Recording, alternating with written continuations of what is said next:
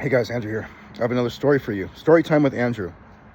I went to a fight gym over 10 years ago, and they're actually really good. They taught wrestling. They're really wrestling heavy. Wrestling, kickboxing, jiu-jitsu, everything, things like that. And they're not around anymore, probably because they're super cheap. They're like $25 a month, which is unheard of. Usually fight gyms are like 150, 200 plus, right? And I went there a couple times a week for 6 months, and I really enjoyed it. In fact, I want to get back into it. But they taught the foundations, they taught the basics.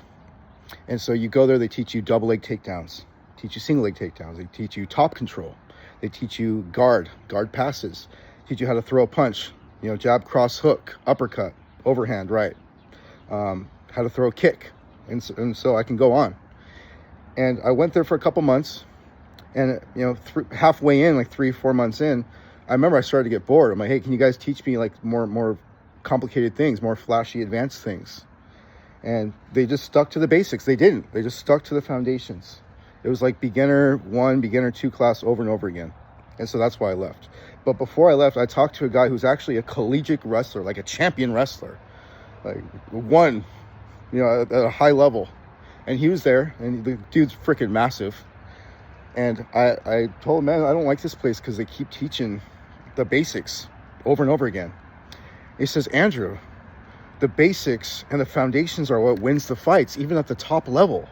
If you don't have the basics down, it doesn't matter if you can do the flashy moves and the flashy takedowns and all these crazy acrobats. It doesn't matter if you don't know how to guard against the takedown, if you don't know how to do a proper takedown, if your legs aren't right, if your hips aren't right. All that stuff matters. And I say that today because I was talking to a friend in business. She owns a construction company as well. And, she's asking me for advice. Said, hey, I don't have any clients. How do I get more clients? My leads dried up. I don't have much work coming in anymore, as she did 3 years ago when she was booming. And I told her, okay, well, is your labor really good? Is your quality of work good? Yes, it's immaculate. Do you have any online advertising? No, she doesn't. Do you have a referral program? No, she doesn't. Do you analyze the data? No. Do you reach out to past customers? No. And there's a lot of things that she's not doing. Do you pass out flyers? No. Do you ask for referrals? No. Like all these things I'm going through. And I was like, look, you have to do these things. And she's like, I already know that. You're already telling me what I know. I was like, okay, well, the thing is you have to do it.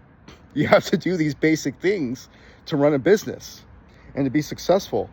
And if you want the glamour and glory of success and money, you have to do the boring, mundane things that are not glamorous.